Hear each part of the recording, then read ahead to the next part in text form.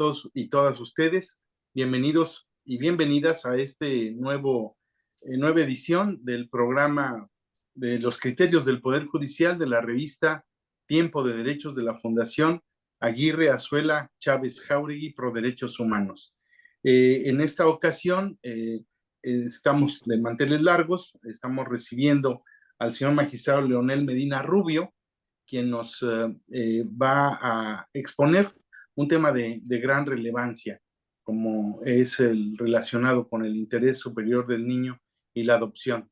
En nombre de nuestro director general de la Fundación, el doctor César Ruiz, y del director general ejecutivo de la revista Tiempo de Derechos, el doctor Rafael Estrada Michel, les doy la más cordial bienvenida nuevamente. Y para iniciar, pues habría que simplemente decir que existen asuntos que trascienden las formalidades naturales de los procedimientos donde hay que pronunciarse para resolver una controversia o asignar un derecho, o reconocer un derecho o determinar un estatus jurídico. Y en estos casos existen grandes problemas que están atañendo particularmente a los niños y que tocan las fibras más sensibles de la sociedad.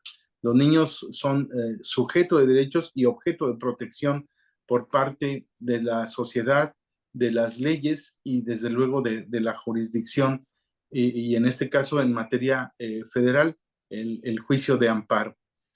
Hoy este programa, que se transmite a través de las redes sociales en vivo y que queda grabado y colgado en las redes sociales de la Fundación, nos adentraremos en uno de estos temas que reclama nuestra atención muy vigorosa, nuestra reflexión y nuestra comprensión profunda.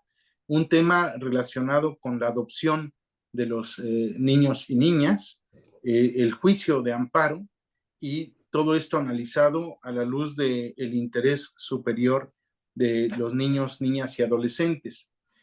Hoy tenemos un invitado muy especial porque él ha sido juez y ahora magistrado, y como juez ha tenido la oportunidad de desplegar una serie de actividades de interpretación y de integración de la ley para poder extender la protección a los niños. Comento nada más que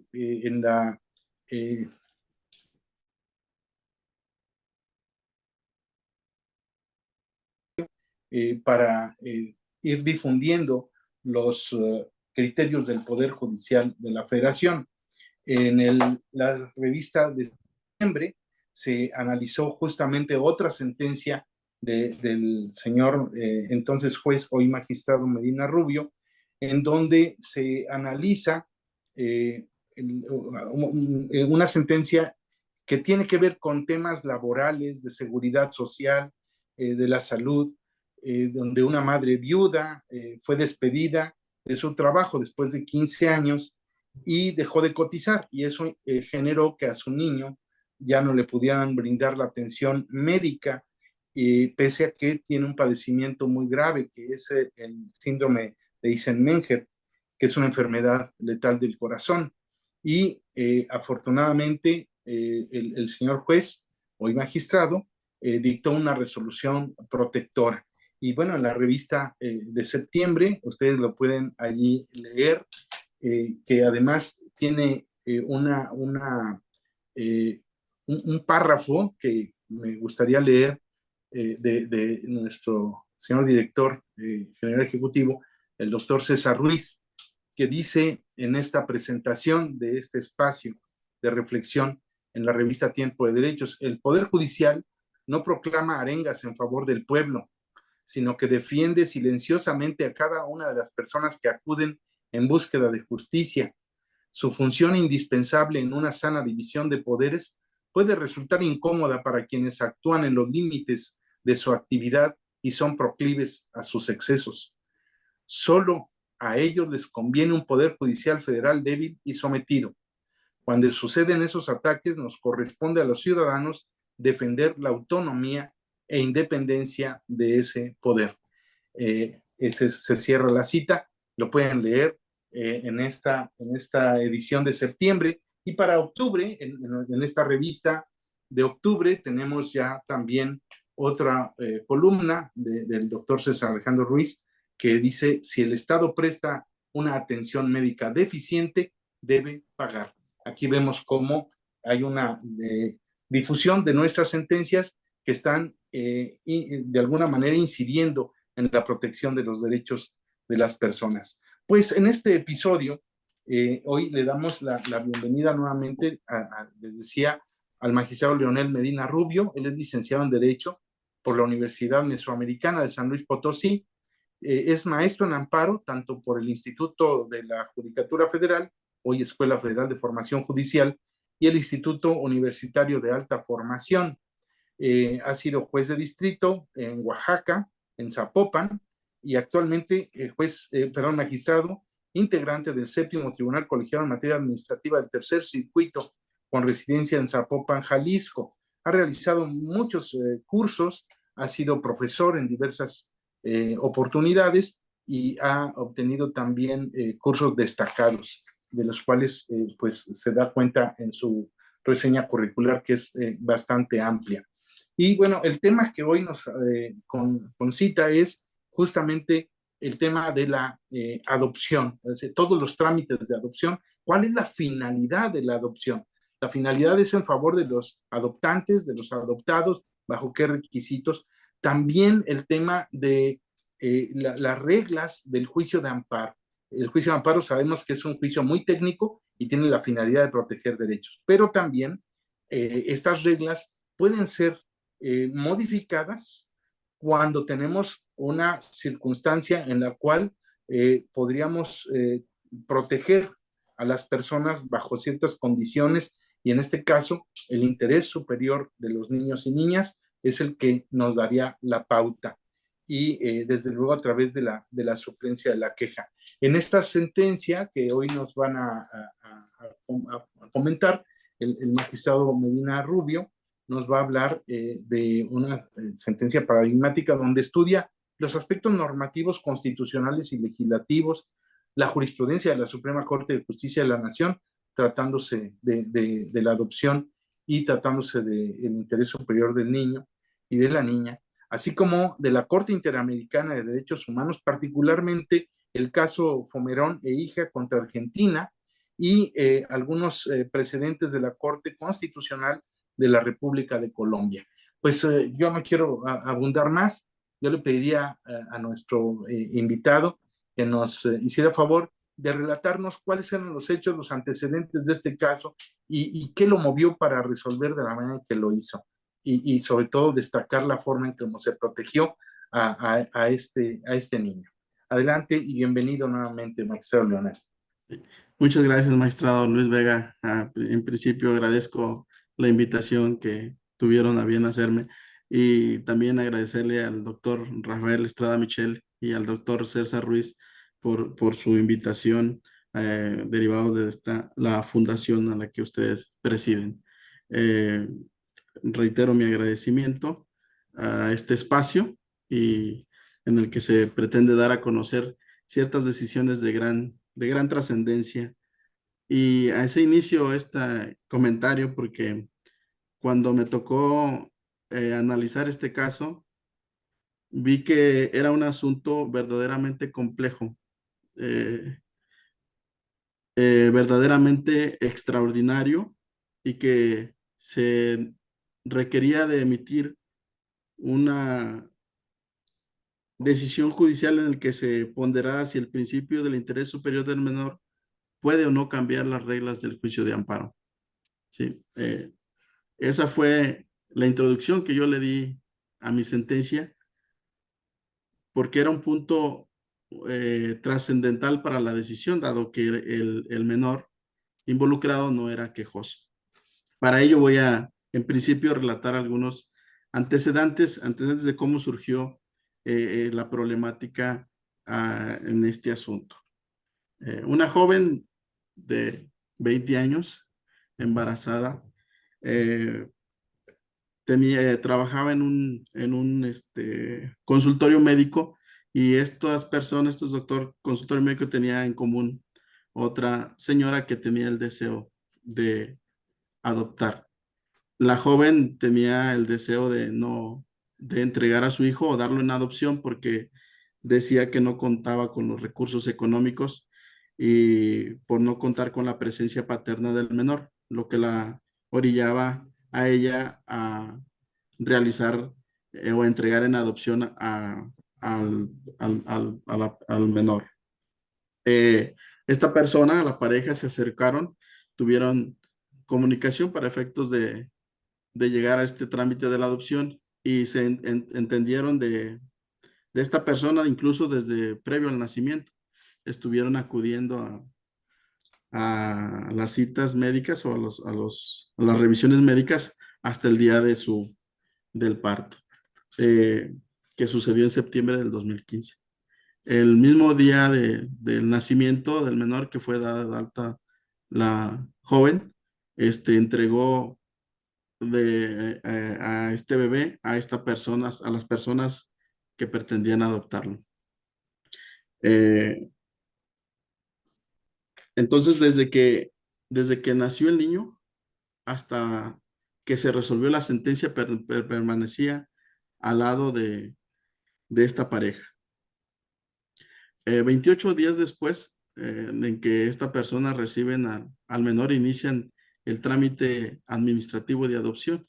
Este trámite se inicia ante el Desarrollo Integral de la Familia, en aquel entonces en el estado de Oaxaca, donde solicitaron iniciar el trámite respectivo para poder obtener la adopción del menor. En esta instancia se aperturaron dos expedientes administrativos, uno de los pretensos adoptantes y otro de la persona que daba en adopción a su bebé.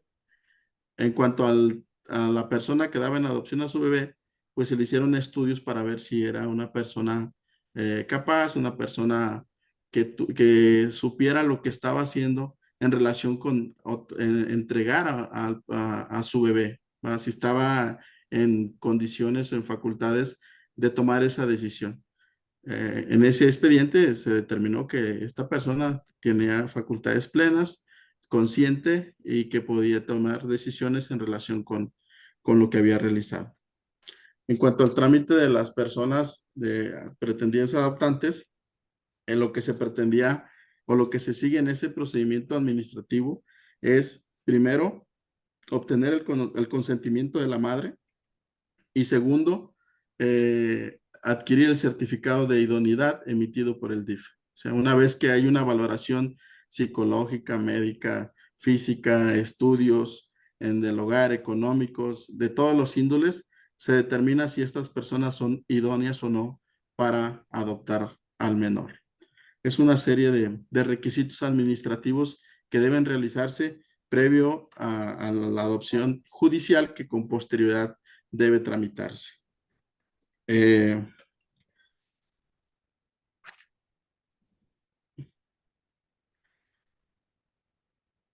en la sentencia se inicia diciendo que para el menor toda su vida constituyó un vía crucis judicial, porque desde el primer día de su vida se vio inmiscuido en trámites judiciales. Se dice esto porque una vez que todo parecía que iba tranquilo en cuanto a que estas personas tuvieran al menor, a principios de enero ya del año siguiente, 2016, el DIF ordenó la investigación la intervención más bien de la fiscalía para investigar la forma en que fue entregado el menor. Porque, como recordarán, pues fue en realidad una vez que nació, estas personas hicieron la entrega física. Lo plausible para las personas adoptantes es que finalmente la Fiscalía del Estado determinó no abrir ninguna carpeta de investigación por ese tema, sino que determinó que tendrían que ser las autoridades competentes las encargadas de dilucidar la situación jurídica del menor.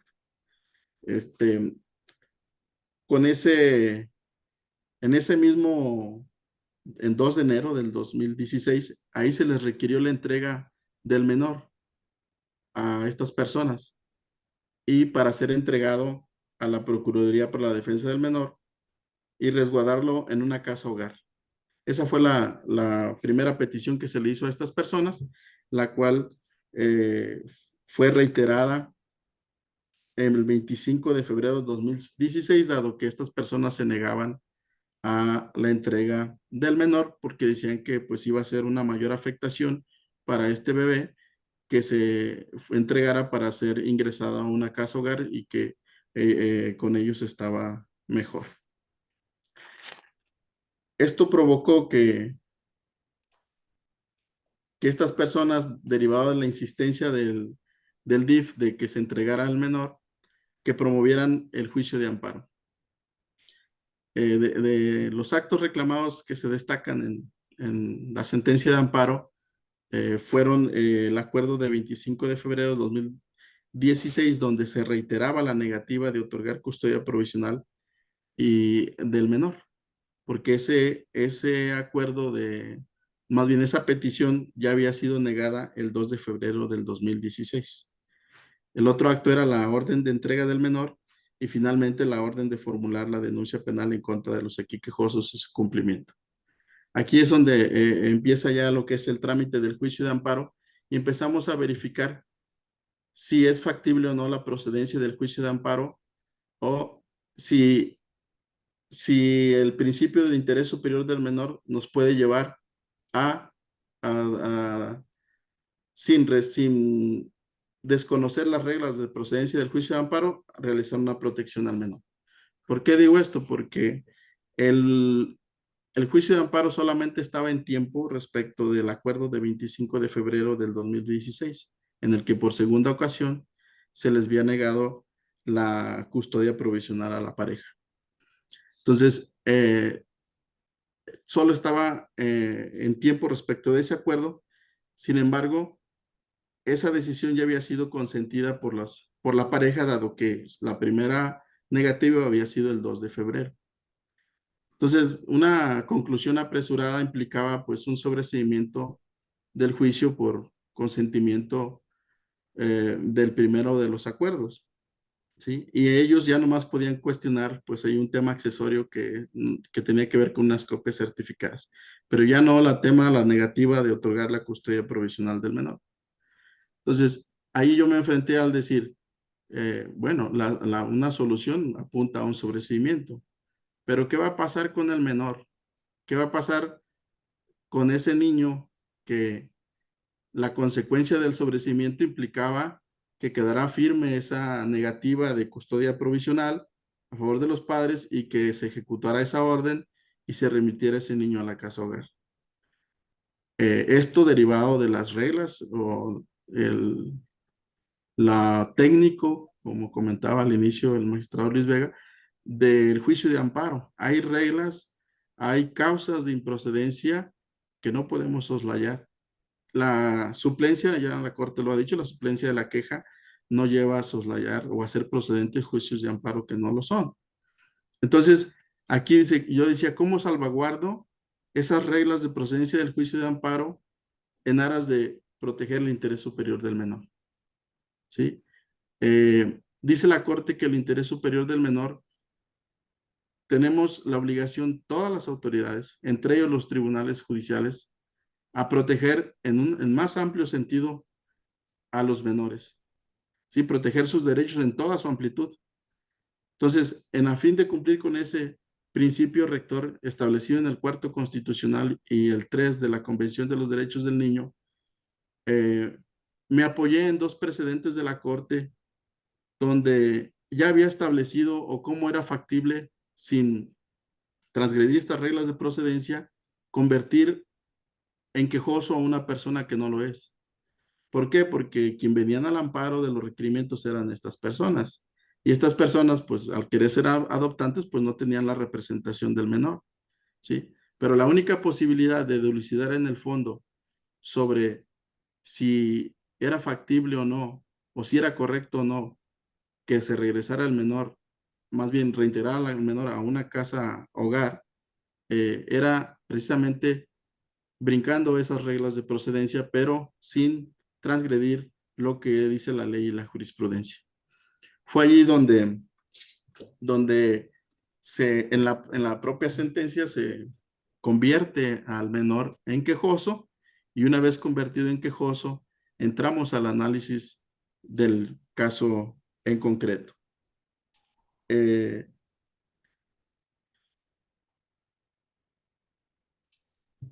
Esa primera pregunta era, ¿cómo garantizar entonces el bienestar del menor sin sacrificar las reglas de procedencia del juicio de amparo? Esa respuesta, insisto, la encontré en dos precedentes de la Corte.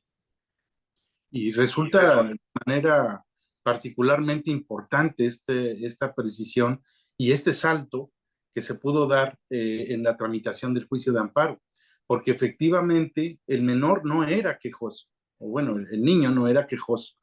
Eh, Quienes eran quejosos eran los pretensos adoptantes, que venían a reclamar justamente, entre otras cosas, la negativa a entregarles al niño. Y esta interpretación que se hace pone en evidencia que lo importante en la adopción no son necesariamente los derechos de los adoptantes, sino la protección del niño, ¿no? En su máxima expresión, porque justamente esto es lo que le da legitimidad y justificación a que el tribunal, en este caso el juzgado, haya tomado con estos precedentes de la Corte también esta gran decisión. Y esto es muy relevante porque ciertamente uno de los pues, reclamos que se le hacen al juicio de amparo es su extraordinaria, eh, digamos, y estricta técnica que a veces sacrifica en criterio de algunos compañeros juristas la protección de los derechos de las personas por privilegiar la técnica. Pero aquí vemos cómo, a propósito de la naturaleza de la protección que merecen los niños y por la sensibilidad ya de la Corte y desde luego de este juzgador que tenemos hoy aquí muy orgullosamente, logró identificar esta trascendencia de la violación de los derechos para convertir a quien no era parte como quejoso en esta parte para protegerlo. Y esto es muy importante y que de alguna manera sienta rutas para la interpretación de los derechos de los niños, ¿no? Me parece muy bien y estos criterios que se señalan aquí en los amparos en revisión 3.759 de 2012 y 1977 de 2014, ambos de la primera sala de la Suprema Corte de Justicia de la Nación.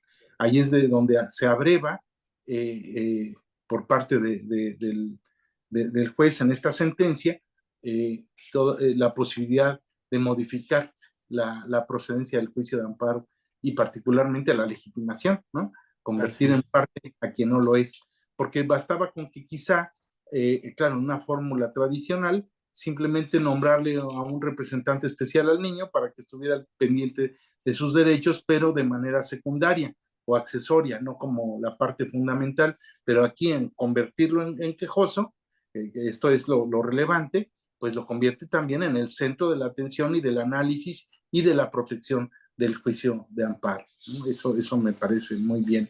Y entonces, ¿cómo es que ahora ya este interés superior del niño fue utilizado para cambiarle de estatus? Pero ahora, ¿cómo opera este interés superior del niño para que en determinados casos sea favorecido también con la figura de la adopción? Aquí es donde cruzan estos dos criterios de interpretación de la ley y de la ley de amparo particularmente con la figura de la adopción. Sí, así es. Está orientada, me parece a mí, a la protección de los niños. Y, señor magistrado. Sí, sí, muchas gracias, magistrado. Efectivamente, por eso decía que este asunto presentaba verdaderas cosas extraordinarias, porque para poder llegar a la conclusión a la que se arribó, pues primero era necesario vencer muchas cuestiones ahí que implicaba hacer un análisis concienzudo sobre temas, primero muy técnicos del juicio de amparo, pero sin transgredir las reglas. Ahora, la pregunta, o más bien, como lo comentaba, o sea, esto del interés superior del menor, ahora cómo se desarrolla en el tema de la adopción. Precisamente lo anterior, una vez que esta persona o este menor pudo, en la sentencia se desarrolla de que debe tener la calidad del aquejoso, fue lo que permitió realizar un juicio de valor respecto del acto reclamado en el que se requería la entrega del menor a, al Sistema para el Desarrollo Integral de la Familia del Estado de Oaxaca. ¿Se debe o no permitir? Esa fue una de las preguntas que yo me realizaba. ¿Se debe o no permitir que este niño vaya a ser institucionalizado? Para ello, en principio, pues habría que eh, tener en cuenta diversos aspectos que también se desarrollan en el proyecto. En principio, ya una vez que se entra al estudio, se declara el sobreseimiento respecto de algunos actos, se les niega el amparo a la pareja respecto del único acto que ellos podían defender, que era la negativa de unas copias que habían solicitado dentro de ese expediente administrativo, y pues por lo que hacía al tema de la negativa de la entrega provisional del menor, de la guardia, más bien de la custodia provisional del menor, pues ya no podían cuestionarlo, dado que en un primer momento ya se lo habían negado y no lo habían discutido. Entonces, el único acto que nos queda, o que nos quedaba, es el acuerdo de febrero, en el que ya venía aquí ya el quejoso, el menor, a analizarlo de manera directa. Para esto, la sentencia se divide en 4 apartados. Uno, el primero es el interés superior del menor. Dos, eh, el tema de la figura de la adopción. Tres, los diversos precedentes que ha emitido la Corte Mexicana. Nos apoyamos también en el derecho comparado, ¿por qué no las decisiones tomadas por otros tribunales como la República de Colombia?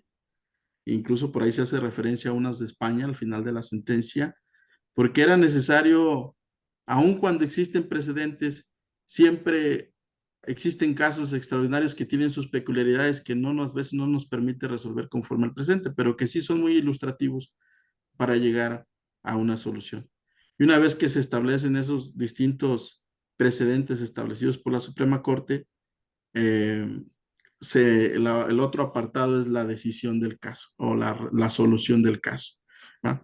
Por eso me voy a referir a cada uno de los apartados de manera breve, para enfocarme un poquito más a la decisión final, que fue lo que finalmente se decidió en este asunto.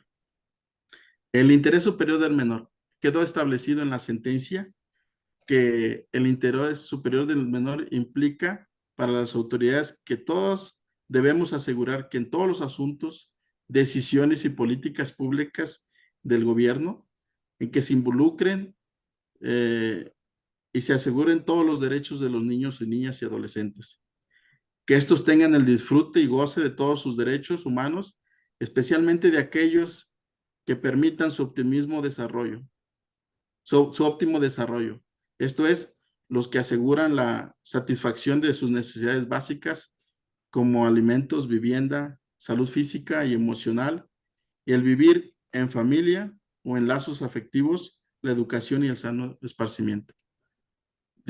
Estos son todos los aspectos que en aras de proteger el interés superior del mejor, el juzgador debe estar cuidando en todas y cada una de las decisiones en que estos menores se vean involucrados. En este caso destaco el tema de vivir en familia con lazos afectivos. En la sentencia se desarrolla la teoría del interés superior del menor a la luz de diversos precedentes de la Corte, pero yo destaco fundamentalmente estos aspectos que debemos proteger los juzgadores. Ahora, la figura de la adopción. ¿Qué es la adopción? Al inicio comentaba el magistrado Luis que si la adopción tiene por objeto proteger o beneficiar al adoptante o al adoptado. Sí. ahorita en el concepto que yo digo que la adopción es una institución que busca la protección y garantía de los derechos de los niños, niños y adolescentes para incorporarlos a la familia. Pero este es un derecho del adoptado, no tanto un derecho del adoptante. La protección máxima debe ser a favor del menor, niño o adolescente que va a ser incorporado a una familia. Si esa familia es idónea o no para adoptar a un menor. Entonces, lo que debemos de proteger primero es ese interés superior del menor en la figura de la adopción, verificar que efectivamente vaya a ser entregado a una pareja, a una familia idónea y que tenga todos los alcances para hacer y hacer ver a este menor como parte de la misma. En el, es parte de lo que en un apartado que se denomina adopción en la sentencia se desarrolla y se explica la finalidad de la misma. Después en la sentencia, para poder llegar a esa conclusión, se establecen diversos criterios que deben tenerse en cuenta para resolver los problemas relacionados con la adopción. Y yo destaco tres de la Corte que tienen que ver con la decisión que ha tomado la Corte en cuanto qué pasa cuando una persona o un menor de edad ya ha transcurrido por cierto tiempo o suficiente tiempo con una pareja, podemos llamarla de crianza, una pareja de crianza y no con su familia biológica. Y destacó la importancia de lo que se debe de considerar el transcurso del tiempo para efectos de determinar si era factible o no que la persona adoptante o esta persona o estas parejas pudieran quedarse con el menor. Hay casos en los que llegó a una conclusión en el que el tiempo era un aspecto importante a considerar y a determinar para efectos de la adopción. Pero hubo otro caso que me llamó mucho la atención de una pareja en la que por cuestiones de salud, este, la mamá de este niño padecía cáncer, leucemia en la sangre, y hubo la necesidad de trasladarse a España para acabar con, más bien para llevar un mejor tratamiento en relación con esto, y provocó que esta pareja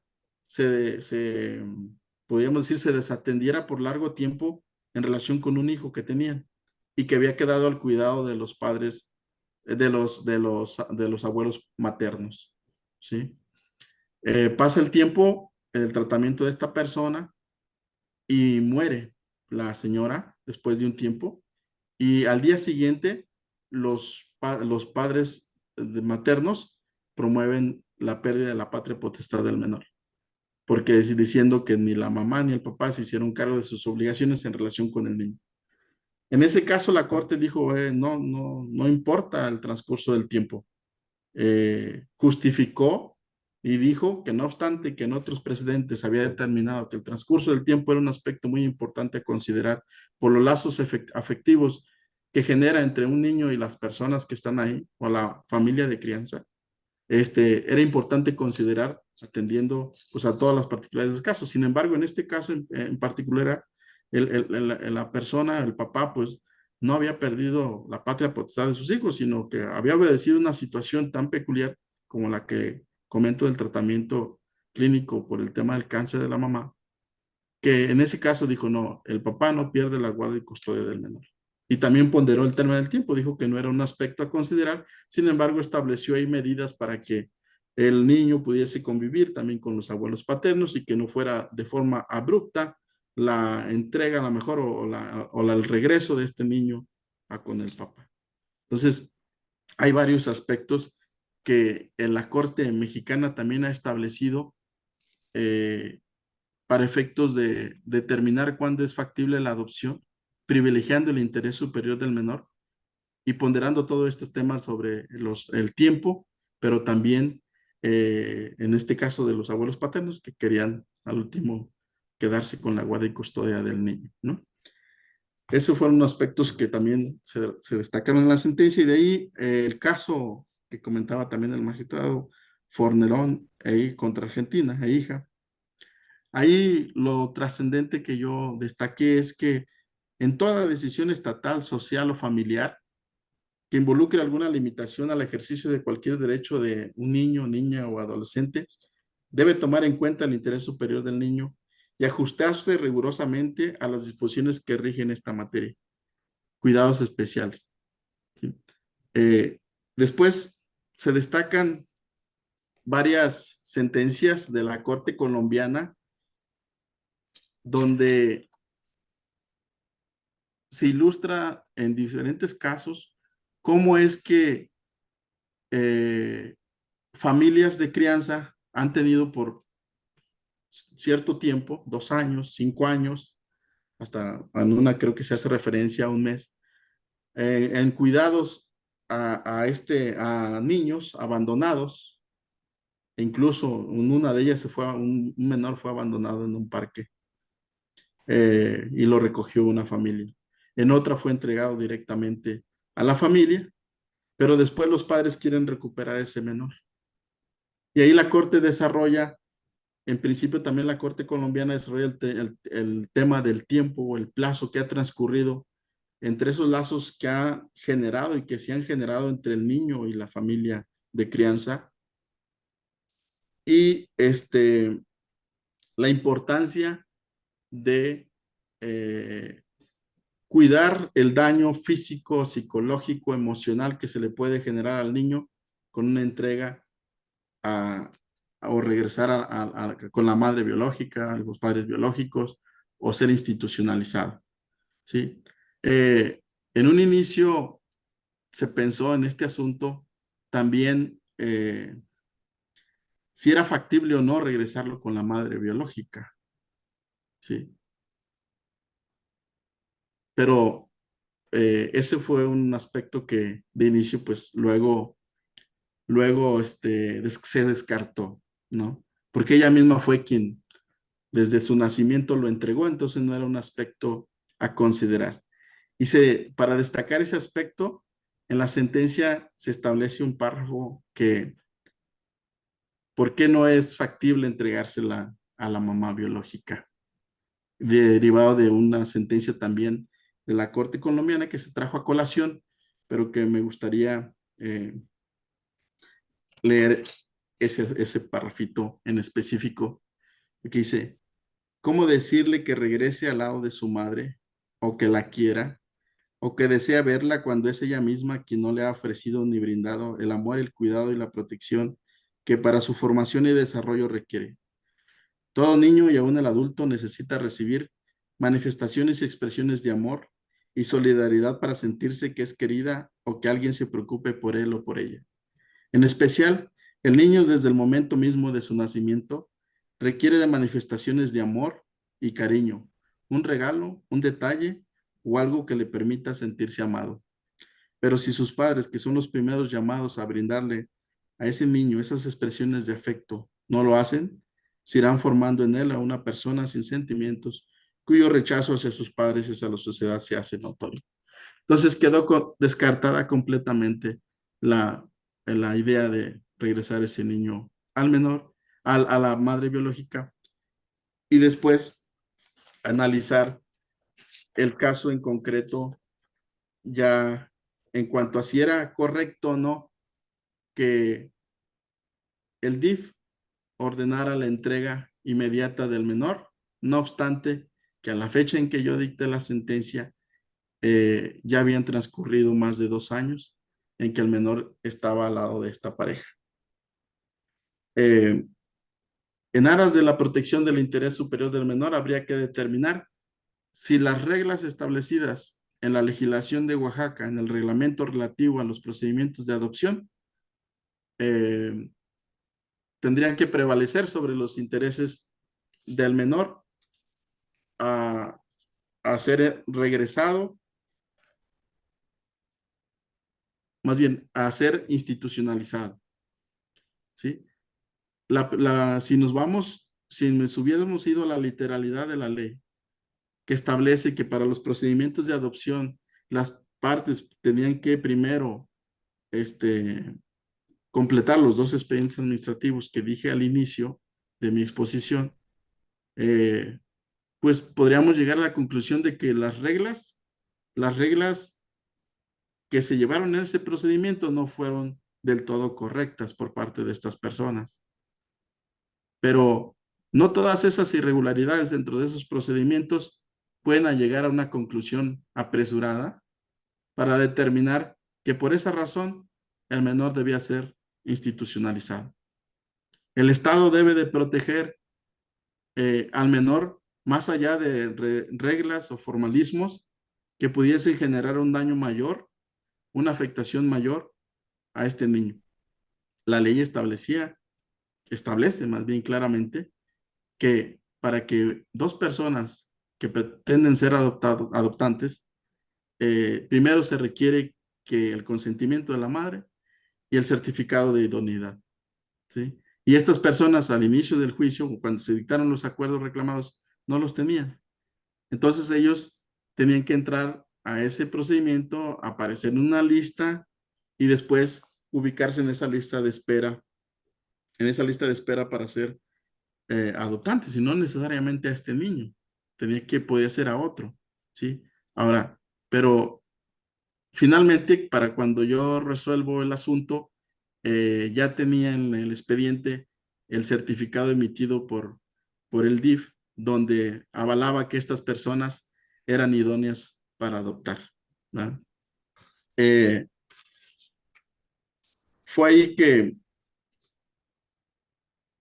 yo advertí que las autoridades del DIF se limitaron a señalar que la tutela del niño debe ejercerle el DIF a través de la Procuraduría para la Defensa del Menor, la Mujer y la Familia, sin mayor justificación. Fue en automático, porque así lo establecía la ley. Solo la mera afirmación, cuando en realidad existe el consentimiento de la madre que quiso darlo en adopción, haciendo entender que debe garantizarse la observancia de la norma por encima del trauma que se deriva para el infante. Para la autoridad era en automático, pero ¿qué iba a generar esto? Que esta persona, este menor, fuera institucionalizado. Lo que no puede ocurrir, se dijo en la sentencia, porque el interés del menor de vivir en seno de una familia idónea para su cuidado y desarrollo sobrepasa el de las autoridades de ingresar al sistema del DIF. Pues implica que quedará al cuidado institucional, lo cual dificulta las oportunidades del infante de ser adoptado por una familia idónea necesaria para su sano desarrollo.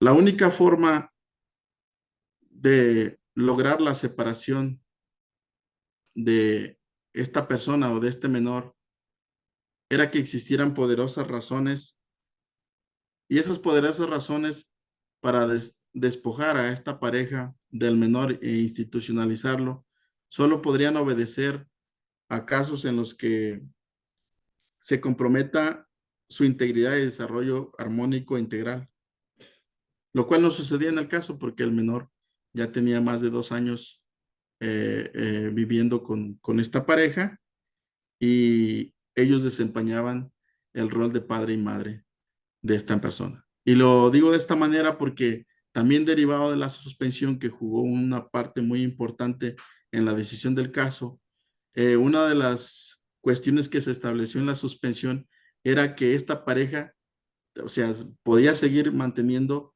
al menor con ellos, pero tenía que presentármelo directamente al juzgado cada 15 días y cada mes una valoración médica y psicológica del menor. Y todo esto se hacía, las personas tenían toda la intención de cooperar con las autoridades del DIF con el fin de lograr la adopción de esta persona. Entonces, fui testigo también de esa parte de que la pareja adoptante, cada que tenían que ir a mi juzgado, llevaban al niño y llevaban los documentos, los estudios que se les pedían y todas las cuestiones relacionadas con el menor para vigilar que efectivamente se siguiera con estos cuidados.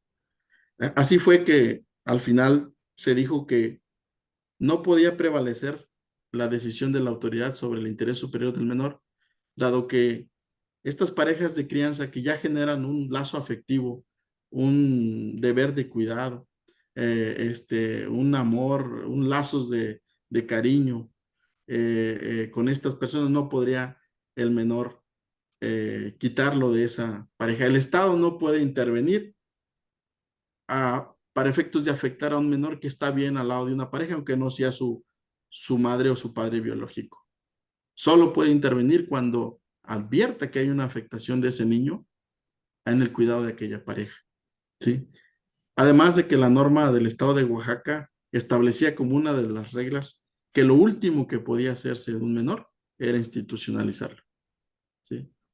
Entonces, aquí con el ánimo de lograr que el menor perteneciera al lado de esta pareja, se concedió el amparo a favor del menor, ¿sí?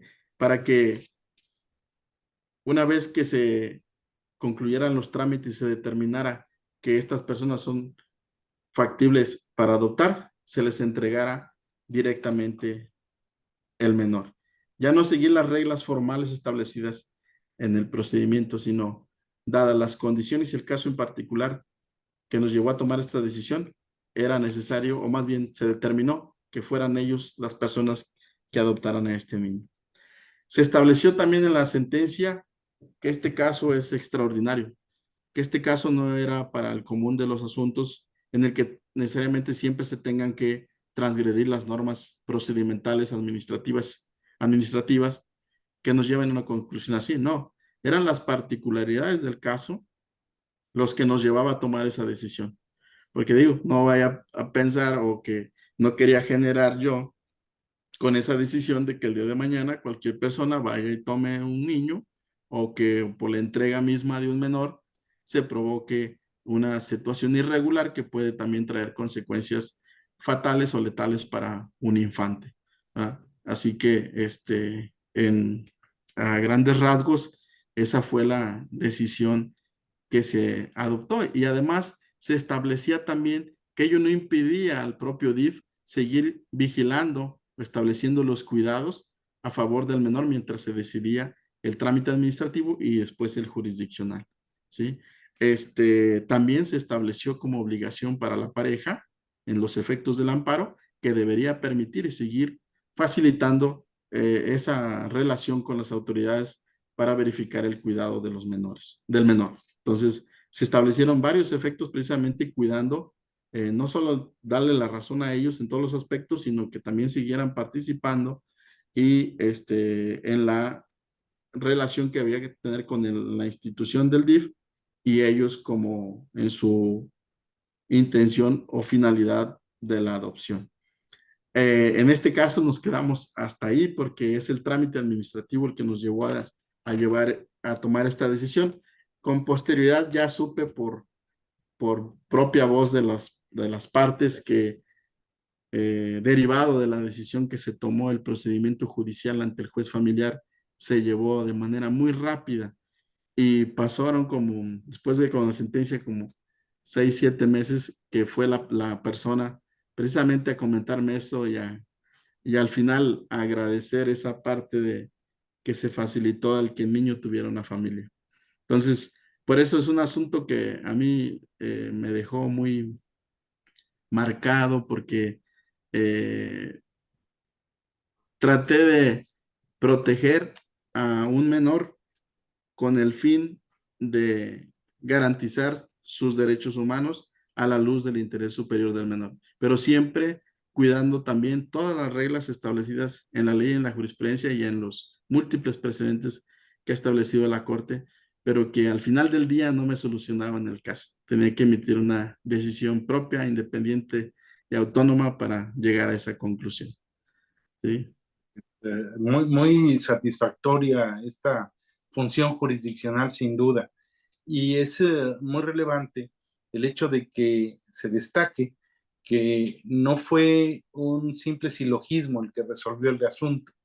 No, no bastaba identificar la norma, los hechos y generar la subsunción, perdón, y con ello resolver, sino aquí se hizo un estudio argumentativo de cada una de las circunstancias que rodearon el caso, tanto las cuestiones fácticas de los hechos y del contexto en el que los hechos ocurrieron, y también acudir no solamente a la normatividad reglamentaria o legislativa, sino también a los criterios de la Corte, que dicho sea de paso, son de 2012 y 2014, es decir, que son después de la reforma constitucional de 2011, de la Ujú. era de los derechos humanos.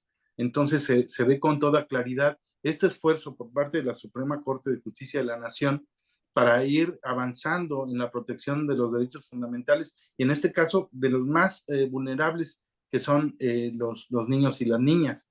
Pero también en el desarrollo de esta sentencia, pues se ve con claridad este gran esfuerzo de análisis, y decía yo, argumentativo, pero también incluyendo este derecho comparado, es decir, bueno, no se conformó el antiguo juez a acudir solamente a las fuentes más naturales que serían nuestro derecho y la jurisprudencia nacional, sino que además estuvo buscando precedentes de España, de Colombia y particularmente también de la Corte Interamericana de Derechos Humanos para ir enriqueciendo con conceptos y de argumentación.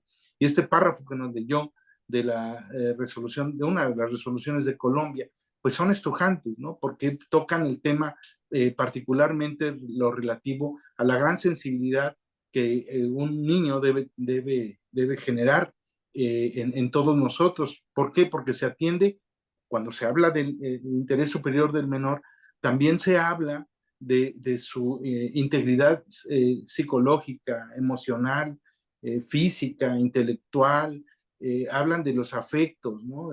Para generarle un entorno adecuado, ¿no? Donde se pueda desarrollar, donde se sienta amado.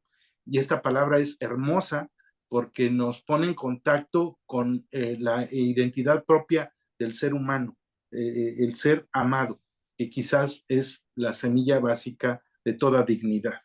Y que además haya concluido en una protección, un amparo para el niño quejoso y también para los presuntos adoptantes. Y otro punto que me pareció muy relevante tocar es el que como las medidas suspensionales de protección, yo creo que hasta anticipada, pudieron lograr hacer efectiva la protección constitucional. Aquí se ve cómo a través de la suspensión que se lleva por cuerda separada y que lleva otro trámite, se impusieron determinadas medidas como la presentación periódica del niño y su atención psicológica y médica como herramientas de un juez comprometido con su función y con el niño y que al final yo vi y comparto la satisfacción cuando dijo que este asunto lo había marcado. Y creo que estos asuntos nos marcan a todos, nos señalan la satisfacción del deber cumplido. Y qué bueno que nuestra máxima institución protectora de derechos fundamentales esté en manos de jueces y juezas, de magistrados y magistradas sensibles a los dramas humanos que se generan por la violación a los derechos fundamentales, para repararlos con este cariz humano que caracteriza. Entonces, al lado de toda la técnica, también está lo humano, ¿no? Lo humano. Y de esta manera, incluso, hablando del contexto, nos pregunta la doctora y profesora Ethel Luján, que si sabemos cuál es la razón que llevó a estas personas a solicitar la adopción. Sí, cómo es que, si hay algún dato allí que esto, bueno, de alguna manera también habla del contexto, de cómo es que se surgió esto. Ya al principio nos narraba ahí, pero podría Sí, ser importante otra vez destacar. y decía yo al inicio de mi participación que esta persona, la muchacha de 20 años que no deseaba tener consigo al niño, sino que lo quería dar en adopción, trabajaba en un consultorio médico, un dentista. Y derivado de esa manifestación que le hizo al dentista, ellos tenían los de la pareja dentista, tenían en común una amiga, y esta amiga es la quejosa, en que siempre, según le había manifestado el deseo de adoptar un niño, ¿sí? Y de ahí fue que el único dato que tengo en el expediente y que se narra desde el inicio de la sentencia como los hechos trascendentales es que ella tenía ese deseo y y el acercamiento que se da entre estas dos mujeres fue por conducto primero de estos médicos o de este médico que los puso en contacto para, para poder concretar el tema de la adopción. Más allá, más información no tenía yo en el expediente de cómo surge. Lo que sí era, incluso era una pareja, aspecto que al último no trascendió en la decisión, pero que ella era una mujer oaxaqueña y él era un extranjero, ¿verdad? Legalmente casados y todo eso, ¿no? Pero que al final del día, digo, no fue un tema de pronunciamiento, el tema del extranjero, qué pasaba, si había restricciones o no, que fue un aspecto que no se abordó ni que era un impedimento por temas para el tema de la adopción. Pero más información no había en el expediente. A mí me surgió Ujú. una duda, magistrado. En el trayecto de la exposición, ahí se comentó que con posterioridad el DIF había emitido una constancia de idoneidad de la pareja. Ujú. Esta constancia que se emitió ya después fue emitida, digamos, oficiosamente por parte del DIF, fue solicitada por parte del entonces juzgado. ¿Cómo se hizo llegar esta constancia? No, como el procedimiento administrativo continuó, ¿no? Derivado de la suspensión, como usted lo comentaba, fue un punto muy importante la suspensión de cómo mantener viva la materia del amparo, cómo no permitir que se entregara al niño y que se siguieran todos los requisitos o los procedimientos establecidos en la ley, en el Código Civil del Estado de Oaxaca, que establecía el trámite administrativo de adopción. Entonces se continuó con todo ese trámite, incluso, y derivado de que se continuó, que ellos seguían participando, derivado de las medidas que se establecieron en la suspensión, fue que finalmente el DIF siguió ese procedimiento y emitió el certificado de idoneidad de estas personas y me lo llegaron al juicio. Incluso una primera propuesta de ese asunto es que dice, oye, pues ya, si dice que tiene el certificado de idoneidad, pues ya hay que sobreseer el juicio. No me daba para eso en la decisión, pero fueron algunas de las inquietudes que también surgieron, pero fue derivado de que con motivo de la suspensión se continuó con el procedimiento administrativo hasta que se logró con ese certificado de idoneidad, que es uno de los pilares, creo yo. El primero, el consentimiento de la madre y segundo, la idoneidad de las personas adoptantes. ¿Sí? Y también, pues sí, de alguna manera asegurarse de esta voluntad de la madre de otorgar la adopción, ¿no? Y Así ella es. decía que, pues, de alguna forma, pues, como no tenía una figura paterna, problemas económicos, etc. Económicos. Y además muy joven, era muy joven en Sí. ese entonces. Pues esperamos las preguntas de nuestro auditorio. Ha sido una espléndida explicación muy, muy detallada del desarrollo de este juicio de amparo, tanto en los hechos como la cuestión del derecho, de cómo se fue desarrollando toda la argumentación hasta llegar a esta conclusión. Fue una especie como de novela, ¿no? Una novela jurisdiccional muy, muy interesante, en donde pues está no solamente la técnica del derecho que nos obliga a seguirla, a los jueces, sino también la cuestión humana, ¿no? El interés ahí de los adoptantes, la situación de la madre y también pues la situación particular del niño, ¿no? Yo estoy muy complacido con esta sentencia y la otra que el doctor César Ruiz relató en la revista de septiembre de Tiempo de Derechos, que lo hizo espléndidamente y que va a seguir haciéndolo en cada revista, para difundir esta clase de resoluciones tan relevantes, que le van dando perfil a la justicia mexicana y va generando confianza de la gente en sus jueces independientes, autónomos, pero sensibles y humanos también, ¿no? Muy, muy interesante. No sé si nuestros queridos directores y grandes amigos, el doctor Rafael Estrada Michel y el doctor César Ruiz, quisieran intervenir en esta edición. Pues, muchísimas gracias. No sé si se escucha ahí. Sí se escucha, mi querido Rafa.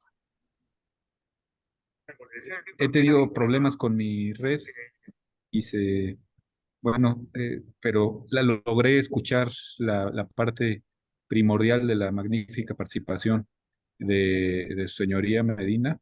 Y bueno, quiero felicitarme de haberlo hecho porque hay que poner mucha atención en estos casos que son auténticamente muy en alto la judicatura, como ustedes saben hacerlo, magistrado Vega. Muy querido don Leonel, un abrazo muy fuerte. Y yo creo que esta cuestión toca fibras muy sensibles de humanidad, pues es a lo que nos dedicamos bajo la dirección de César Ruiz en la fundación y a lo que queremos siempre encaminar las publicaciones de Tiempo de Derechos. Así es que, pues más que un comentario, una felicitación muy, muy cordial. Le agradezco mucho, doctor Rafael. Muchísimas gracias, doctor Estrada Michel. Muchísimas gracias, don Luis Vega. Muchísimas gracias, magistrado Leonel Medina, por esta oportunidad y por esta plática que pues ponen en el centro de atención un tema tan importante como es el interés superior del menor. A veces es la población vulnerable menos atendida porque finalmente es la que resulta menos atractiva a la clase política, no reditúa en votos, entonces su protección no necesariamente llama la atención de las personas, pero qué bueno que en el caso de los jugadores son primordiales. Antes que nada, también quisiera dar las gracias, magistrado Luis Vega, por hacer referencia a la columna, que justo trata y tiene como el espíritu ¿no? De enseñar y visibilizar sobre los casos de protección de derechos humanos que hacen ustedes todos los días y sobre esas situaciones extraordinarias de injusticia que suceden a veces por normas imperfectas, a veces por una mala aplicación por parte de las autoridades administrativas o por su simple insensibilidad o desidia, y que ustedes corrigen y que ayuden a que las personas pues tengan una vida más plena con el goce de sus derechos. El caso de la revista de septiembre, me refiero a él solo porque está aquí el magistrado Leonel Medina, que también es el que emitió esa resolución, y este caso del que estamos hablando hoy, pues me parecen claros ejemplos de esos, porque en el primero, pues la norma es muy clara, ¿no? Una persona deja de cotizar en el IMSS, pues entonces, al cabo del periodo de gracia que tiene, creo que me parece que es de 2 meses, pues ya no puede ni él ni su familia recibir atención médica, eso es claro, y pues en un estándar, en una situación normal, pues nadie lo cuestionaría. Sin embargo, en el caso concreto que resolvió el magistrado Leonel Medina, ahí, ¿qué significaba esta situación tan cotidiana? Pues que la persona que dejaba de recibir la atención médica moriría, porque no tendría la capacidad para suministrarse por sí mismo sus medicamentos. Y ante una situación tan delicada, el señor magistrado lo que hace es decirle al IMSS, espérate, aun cuando la norma dice que tienes un periodo para que la persona ya no reciba su atención después de que ha sido despedido su familiar que cotizaba, en este caso extraordinario, obliga al IMSS a que siga dando esa atención en tanto que la persona encuentra un medio alternativo para proveerse por sí misma de esta atención médica, lo cual en pocas palabras es salvarle la vida, cosa que no hubiera sucedido si hubieran seguido simple y llanamente la aplicación de la norma, o si se hubiera dejado el actuar del IMSS en su insensibilidad proseguir. Entonces, pues felicito al magistrado aquí también públicamente por esa decisión.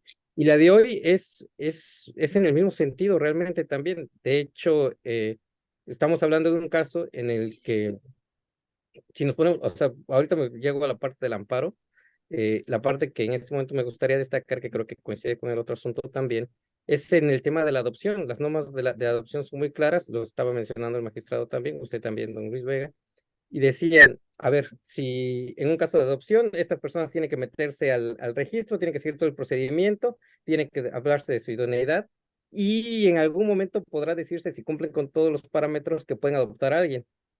que puede no ser este niño, porque finalmente están siguiendo el procedimiento normal, cuando estamos en una situación completamente atípica, en la que aquí ya el niño vive con los papás y el procedimiento de adopción lo están, con la familia, perdón, viven los papás, y ya vive con ellos. Entonces se está tratando de regularizar una situación de hecho, y acertadamente me parece, y precisamente por el interés superior del menor, se deja de lado el procedimiento establecido en la norma y se procura dar al niño la familia que de hecho ya tenía. Entonces, pues de nuevo estamos en presencia de un asunto en el que podemos ver la importancia de los jueces. ¿Por qué? Porque tenemos normas imperfectas creadas pues, por legisladores que no precisamente es su fuerte a veces la creación normativa, y tenemos una aplicación estricta de esa norma por el DIF, que hubiera llevado al niño ¿a qué? Al peor escenario posible, a la institucionalización cuando el niño ya gozaba de un hogar.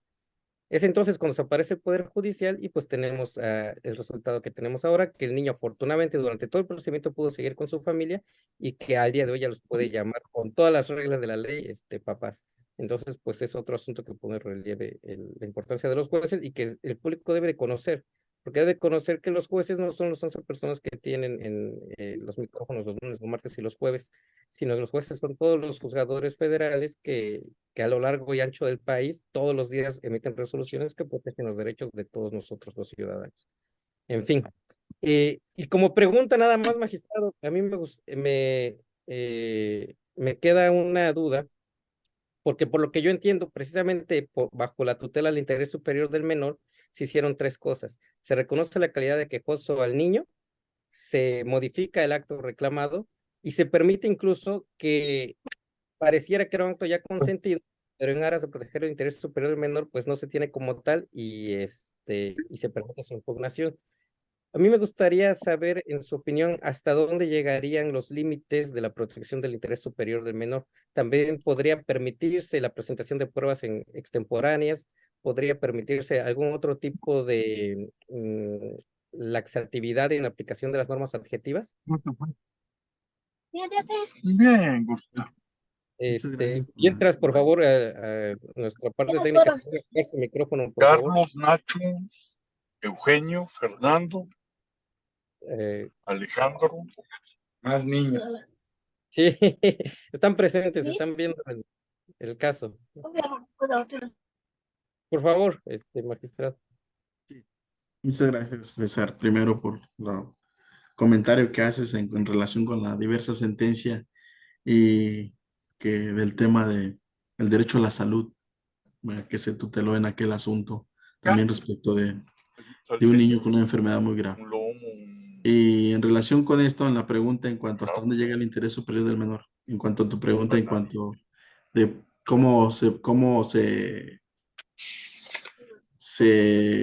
sin descuidar las reglas de procedencia del juicio, se terminó convirtiendo al menor como quejoso. Efectivamente, pareciera que al inicio los actos ya estaban consentidos porque no se había interpuesto el juicio de amparo en tiempo.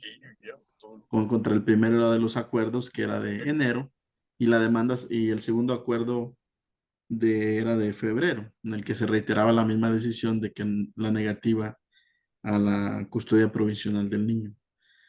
Entonces, para efectos de la procedencia de amparo, decíamos, no, pues este ya es un acto consentido, es un acto derivado de otro consentido, el segundo. ¿Va? Sin embargo, ahí es donde a mí me generó que la solución no podía ser así de práctica en cuanto a los temas de la procedencia del juicio de amparo cuando está en juego el interés superior del menor.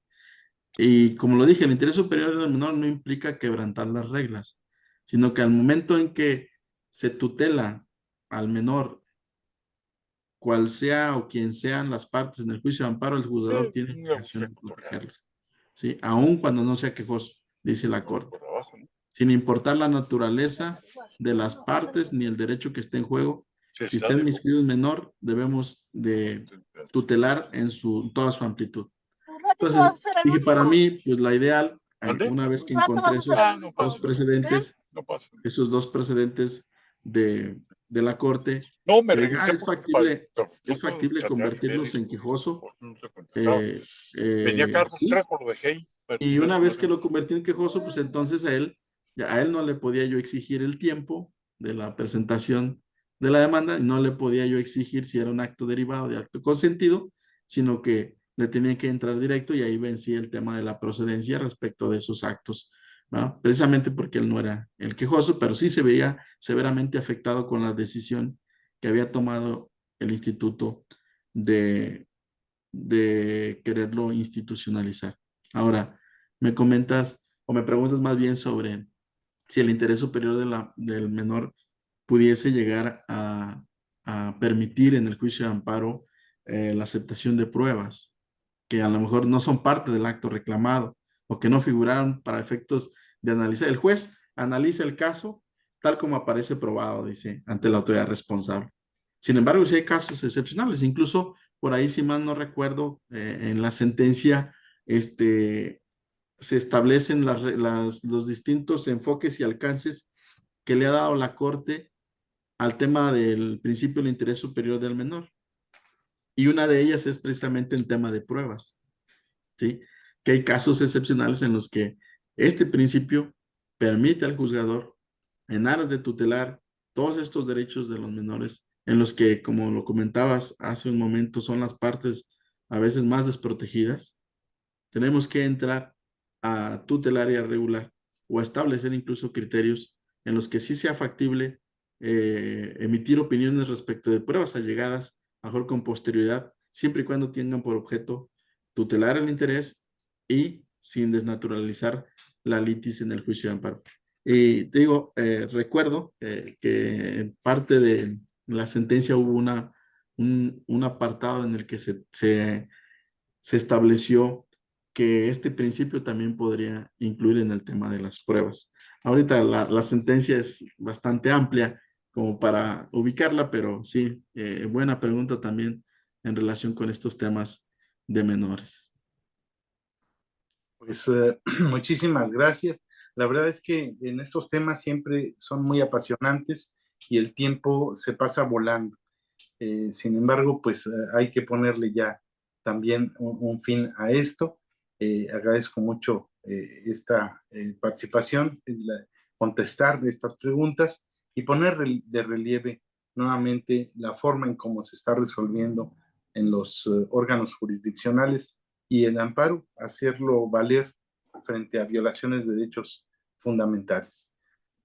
No quiero concluir el programa antes del agradecimiento formal a través de este reconocimiento que se le otorga, destacar que nuestro invitado de honor está convaleciente de COVID y todavía con algunos síntomas, y no obstante eso, aceptó y ha estado aquí estoicamente soportando los malestares de este padecimiento, pero cumpliendo puntualmente con este compromiso que adquirió con la revista Tiempo de Derechos y con la Fundación, que no es sino continuación del compromiso jurisdiccional que se nota en las sentencias que ha venido dictando.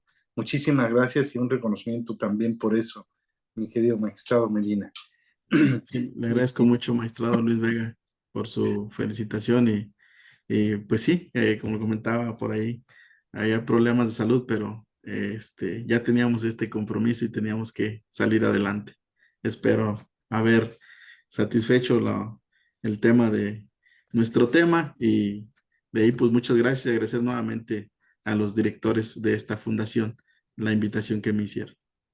Muchas gracias, muchas gracias. Y en nombre justamente de ella, quisiera entregarle de manera virtual este reconocimiento que dice que la Fundación Aguirre Azuela Chávez Jauregui, el aula, taller de saberes y diálogo, la revista Tiempo de Derecho y el Instituto de Ciencia Jurídica otorgan el presente reconocimiento al magistrado Leonel Medina Rubio por su excelente participación como ponente en el programa Los Criterios del Poder Judicial con el tema de la adopción en el juicio de amparo y el interés superior de los niños, niñas y adolescentes. Lo signan dos personalidades a quienes admiro mucho, el doctor César Alejandro Ruiz Jiménez, director ejecutivo de la Fundación, y el doctor Rafael Estrada Michel, director general ejecutivo de Tiempo de Derechos, que hacen posible este programa. Muchísimas gracias, muy amable, y agradezco sobre todo a todas y a todos ustedes que nos acompañen, que sigan estas transmisiones de la revista Tiempo.